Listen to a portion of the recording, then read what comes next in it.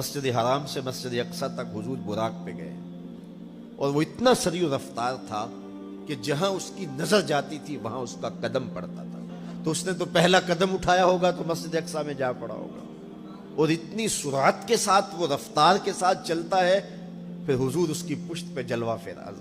یہ 1000 کلومیٹر فی گھنٹے کی رفتار سے جہاز چلے تو کسی میں ہے ہمت کہ اس کی ننگی پشت پہ بیٹھ جائے؟ ہوا کی مزاحمت ہی گوارا نہ ہو، پڑخ چڑ جائیں، آگ لگ جائے، اور جو کروڑوں میل فی سیکنڈ کی رفتار سے جا رہا ہے اس کی ننگی پشت پہ بیٹھنے والے شاہ سوار کی عظمت کو سلام کرنے کو جی نہیں چاہ رہا. اچھا پھر اتنی سرعت کے ساتھ جائیں تو راستے میں کوئی دکھائی بھی دے تو سجھائی نہیں دیتا، اچھی طرح پہچان نہیں پاتا بندہ. یار تم گزرے تھے، کہا میں تیزی میں تھا. تو تیزی میں جو چیز نظر آئے تو اس کو پوری طرح پہچانا نہیں جاتا. لیکن اب اس رفتار سے جا رہے ہیں، لیکن معرفت کا عالم کیا ہے کہ میں حضرت موسیٰ کی قبر کے قریب سے گزرا، میں نے دیکھا وہ قبر میں کھڑے ہو کے نماز پڑھ رہے. اور حضور ابھی وہاں پہنچتے ہیں مسجد اقصی میں تو حضرت موسیٰ علیہ السلام پہلے وہاں موجود تھے. یا تو یہ ماننا پڑے گا کہ یہاں بھی موجود تھے وہاں بھی موجود تھے، اور یا پھر یہ ماننا پڑے گا کہ وہ پہلے چلے گئے. اور اگر پہلے چلے گئے تو پھر کیا وہ میرے حضور سے پہلے چلے گئے؟ تو جواب آیا کہ نہیں، حضور علیہ السلام تو اپنی رفتار سے جا ہی نہیں رہے تھے.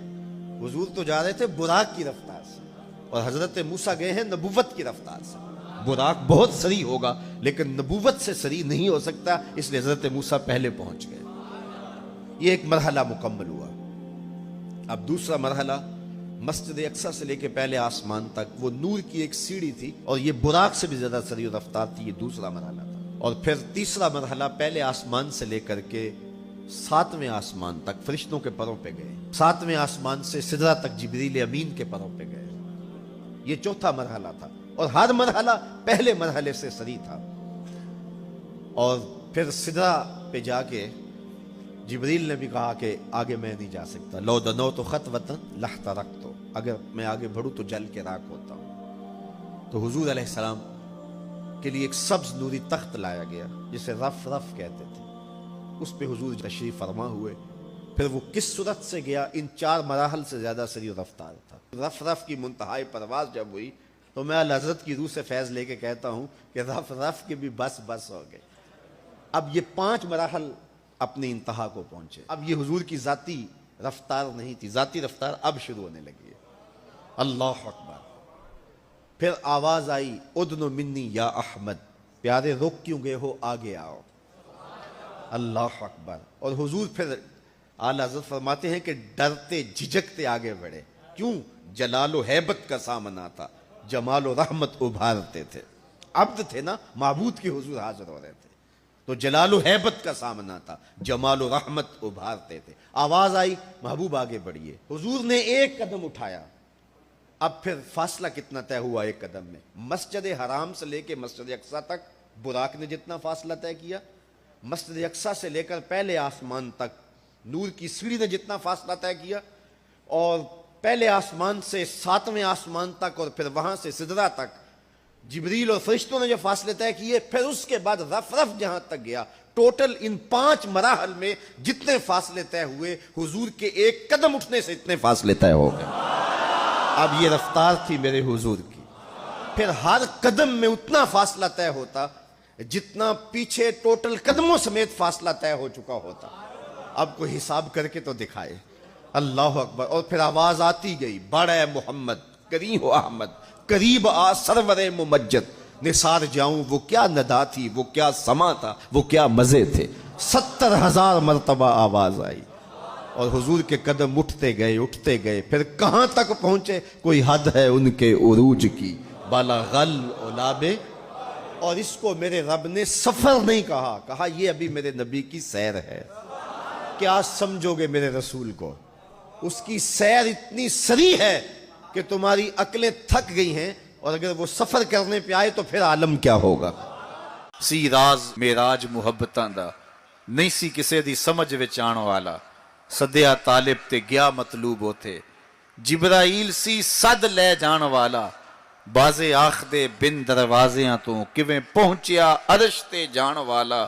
ابر عقل نو ایتھے دخل کیے جانے جان والا یا لے جان والا. یہ میرے رب کا دعویٰ ہے. اپنے محبوب کو سیر میں نے کروائی.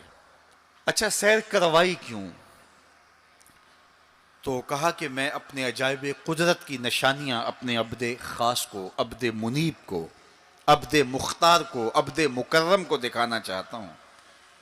اور پھر اللہ جل شانہ نے اپنے محبوب کو اتنی نشانیاں دکھائیں جن کا تعلق دیکھنے سے بھی تھا، جن کا تعلق وجدان سے بھی تھا، محسوسات سے بھی تھا، سننے سے بھی تھا. کبھی حضور علیہ الصلوۃ والسلام جنت کی خوشبو سونگھتے ہیں، نظاروں کی وادی دیکھتے ہیں، اور کبھی دوزخ کے اندر عذابوں میں مبتلا لوگوں کو دیکھتے ہیں. اور پھر اپنی امت کو بیان بھی فرمایا تاکہ وہ ان اعمال بد سے بچ جائیں جو جہنم میں لے جانے کا سبب اور ذریعہ ہے.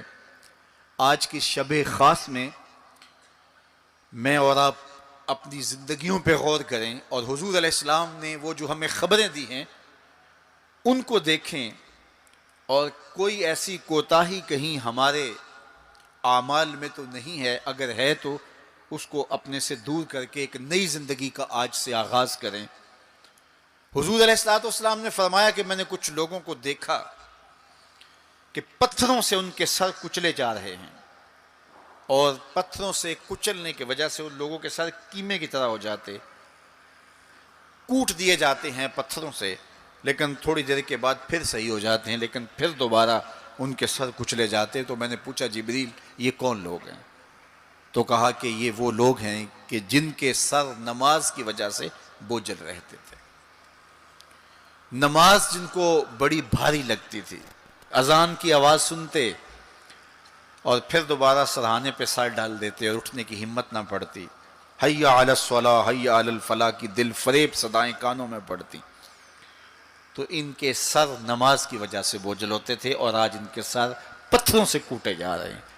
اس پورے اجتماع میں جو اس گراؤنڈ کے کناروں تک ہے اور باہر گلی میں بھی اس لاؤڈ سپیکر کے ذریعے سے، بازار میں بھی، سڑک پر بھی آوازیں پہنچ رہی ہوں گی، تو آپ سب اور میں غور کریں کہ ہماری زندگی میں کہیں نماز سے کوتاہی تو نہیں ہے. اور یہ بھی سن لیجئے کہ یہ معراج کا تحفہ خاص ہے جو حضور لے کر آئے ہیں. اسی لیے الصلاۃ معراج المومنین کہا گیا کہ نماز اہل ایمان کے لیے معراج ہے. حضور کا معراج تو یہ کہ دیدار الہی کیا اور وہاں تک پہنچے جہاں کسی کا تصور بھی نہیں پہنچ سکتا. لیکن اس امت کے لیے معراج یہ ہے کہ جب وہ پیشانی سجدے میں رکھ کے سبحان ربی الاعلیٰ کہتی ہے، اتنی رحمتیں برستی ہیں کہ اگر لوگوں کو پتہ چل جائے کہ ہم جب سجدے میں ہوتے ہیں تو کتنی رحمتیں برستی ہیں تو وہ سجدے سے ساری نہ اٹھائیں. اتنی رحمتوں کا نزول ہوتا ہے. اس لیے اس امت کا معراج یہ ہے کہ یہ 5 گانا نماز شعار زندگی بنا لے، کبھی بھی نماز قضا نہ ہونے دے. اپنی زندگی میں نمازوں کو اس طرح شامل کرے کہ نماز کا وقت آئے تو بے چینی ہو کہ نماز کی ادائیگی ہو، اور ایک نماز کے بعد دوسری نماز کا انتظار کرنے لگ جائیں. حضور نماز کو آنکھوں کی ٹھنڈک قرار دیں. بلال حبشی کو جب اذان کے لیے کہتے تو یہ فرماتے ارحنا یا بلال، بلال اٹھو اور ہمارے سینے کو راحت پہنچا دو. تو نماز سے حضور کے قلب کو، حضور کے سینے کو راحت پہنچتی تھی.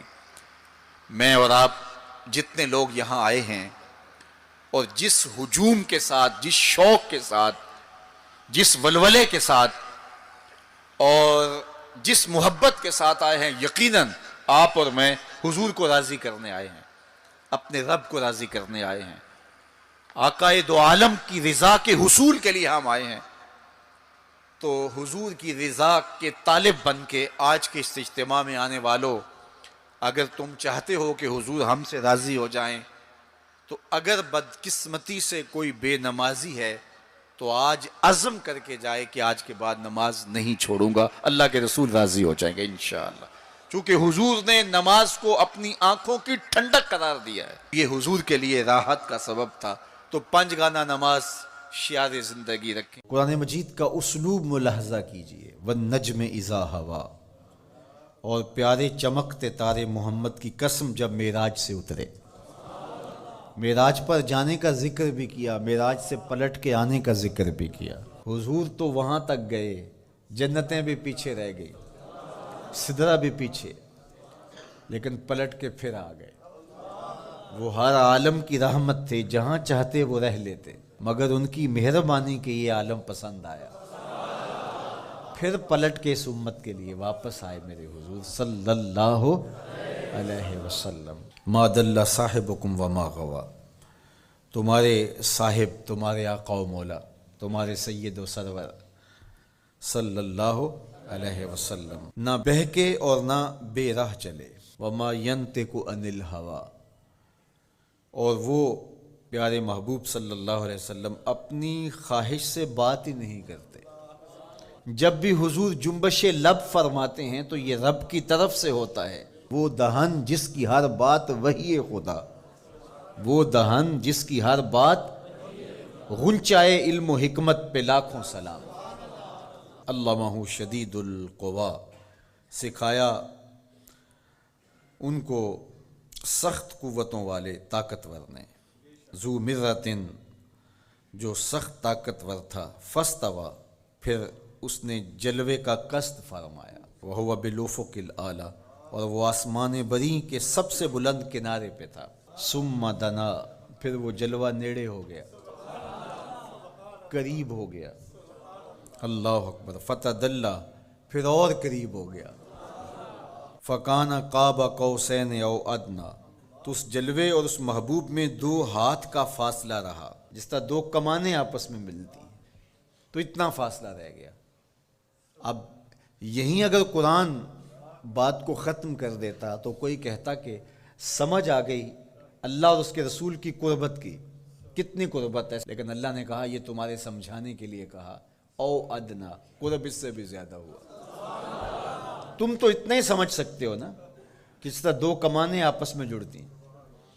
اللہ اکبر۔ حضرت علامہ جلال الدین سیوطی علیہ رحمہ کہتے ہیں کہ اہل عرب کا طریقہ یہ تھا کہ جب 2 سردار موافقت کرتے تھے، جب ملاقات کرتے تھے اور ایک دوسرے کے حلیف بنتے تھے، آپس میں ان کے اتحاد کا، ان کی محبت کا اعلان یوں کیا جاتا تھا کہ وہ آگے بڑھتے اور اپنی اپنی کمان جوڑ کر کے اس سے ایک مشترکہ تیر پھینکتے۔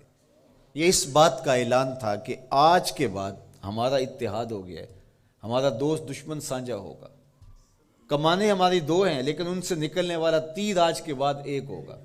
یہ اس بات کا اعلان ہے کہ ان کا دشمن ہمارا دشمن ہوگا، ہمارا دشمن ان کا دشمن ہوگا۔ خبردار کسی نے میلی آنکھ سے بھی دیکھا، مت سمجھنا کہ یہ قبیلہ اور ہے اور یہ قبیلہ اور ہے، اگرچہ الگ الگ قبیلے ہیں لیکن ہماری موافقت، ہماری موانست، ہماری محبت، ہماری وحدت، ہماری یگانگت، ہمارا پیار، ہماری سلو، ہم ایسے حلیف بن گئے ہیں، کمانیں 2 ہیں، نکلنے والا تیر ایک ہوگا۔ کہا اللہ اور اس کے رسول کی قربت کتنی ہوئی اہل عرب، تم اپنے رواج سے سمجھ لو، جس طرح تم کمانیں جوڑتے ہو ہم نے بھی کمانیں جوڑ لی ہیں، ہم نے بھی کمانیں جوڑ لی، الوہیت کی کمان اور رسالت کی کمان، الوہیت کی کمان اور عبدیت کی کمان۔ اللہ اکبر۔ یہ 2 الگ الگ کمانیں ایک نہیں ہوئی، یہ فاصلہ نہیں مٹا، عبد اور معبود کا فاصلہ ختم نہیں ہوا، کمانیں 2 ہیں، لیکن کہا سن لو ان سے نکلنے والا تیر اب ایک ہی ہوگا۔ اب قرآن پڑھ لیجئے، وَمَا رَمَيْتَ اِذْ رَمَيْتَ وَلَكِنَّ اللَّهَ رَمَى۔ اللہ کہتا محبوب یہ جو کنکر تو نے پھینکے ہیں، یہ تو نے تو نہیں پھینکے، یہ تو میں نے پھینکے ہیں، اس لیے کہ کمانیں 2 ہیں لیکن نکلنے والا تیر ایک ہی ہوگا۔ ہم یہ نہیں کہتے کہ اللہ اور اس کے رسول کی ذات ایک ہے، اگر یہ کہیں گے تو مشرک ہوں گے، ہم یہ نہیں کہتے، کہنا